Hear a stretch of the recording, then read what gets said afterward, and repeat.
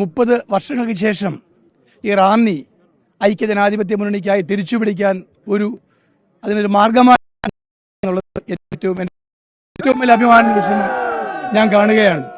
ഇത് അയ്യപ്പൻ്റെ മണ്ണാണ്, ശബരിമല ക്ഷേത്രം നിൽക്കുന്ന മണ്ണാണ്, സത്യത്തിൻ്റെ മണ്ണാണ്.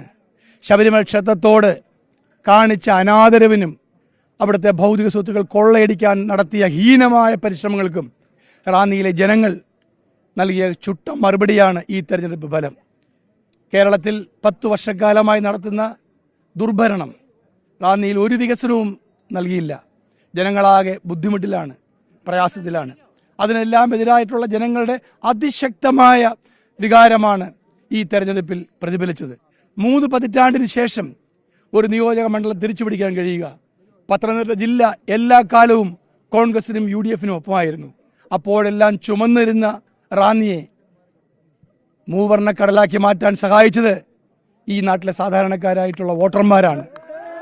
എൻ്റെ ഒന്നാമത്തെ കടപ്പാട് ആണ് ഒറ്റക്കെട്ടായി ഒരു മനസ്സോടുകൂടി ഈ തെരഞ്ഞെടുപ്പിനെ നയിച്ച എന്നോടൊപ്പം നിൽക്കുന്ന എൻ്റെ 20 മുന്നണിയുടെ അവരാണ് ഈ വിജയം സാധ്യമാക്കിയ രണ്ടാമത്തെ ഘടകം. തീർച്ചയായും ശബരിമല ക്ഷേത്രത്തോട് കാണിച്ച ഈ അനീതിക്കെതിരായ ഒരു ശക്തമായ വികാര പ്രകടനമായി കൂടി ഞാൻ ഈ തെരഞ്ഞെടുപ്പ് ഫലത്തെ കാണുകയാണ്.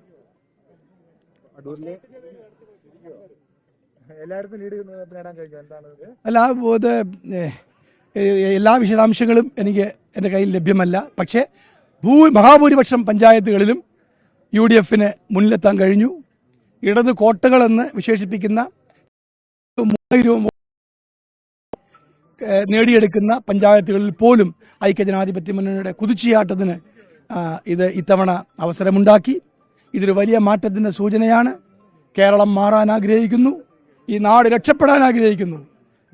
വളരുന്ന ചെറുപ്പക്കാർക്ക് ഈ നാട്ടിൽ ജീവിക്കണമെങ്കിൽ ഈ ഭരണം പോയേ തീരൂ, ഈ ഭരണം മാറണം, ഈ അഴിമതി ഇല്ലാതാക്കണമെന്നുള്ള വികാരമാണ് ജനങ്ങൾ കാണിച്ചത്.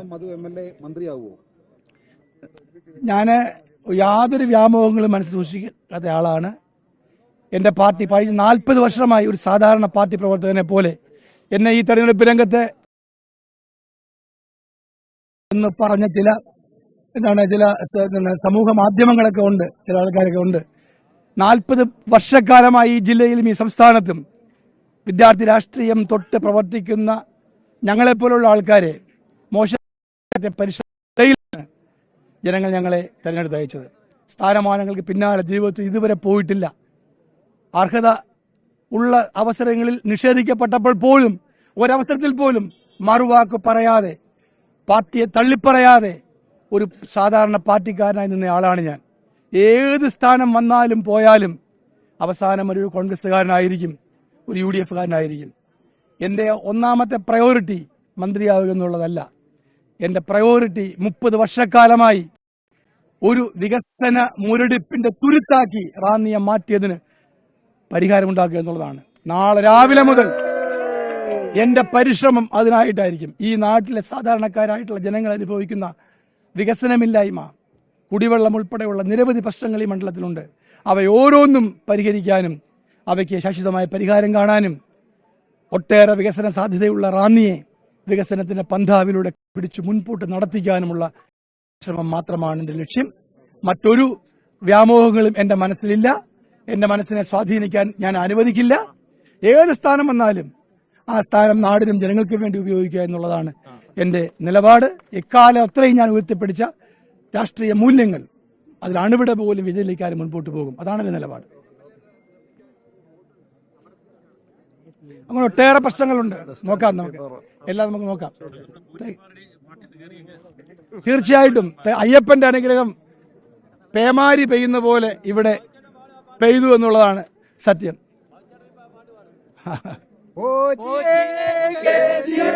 സ്വർണം ചെമ്പായി മാറ്റിയേ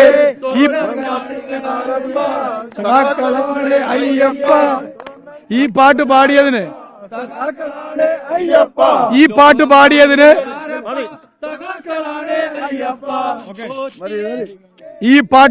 എന്നെ എന്റെ സ്ഥാനാർത്ഥിത്വം അസാധുവാക്കാൻ പരിശ്രമിച്ചവരുണ്ട്. അവർക്കുള്ള മറുപടി കൂടിയാണ് ഈ തെരഞ്ഞെടുപ്പ്. താങ്ക് യു മാധ്യമപ്രവർത്തകരുടെ സഹായത്തിന്.